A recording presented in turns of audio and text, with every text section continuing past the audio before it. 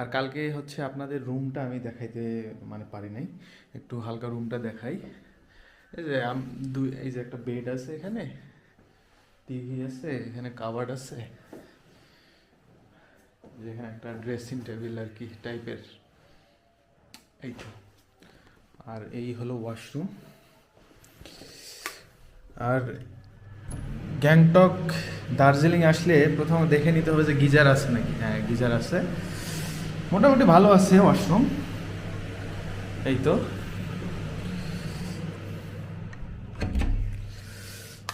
আর হচ্ছে এটা আমরা আছি 3 তলায়।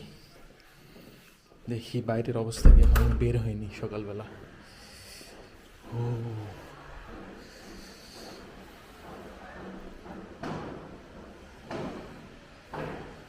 রোদ উঠছে।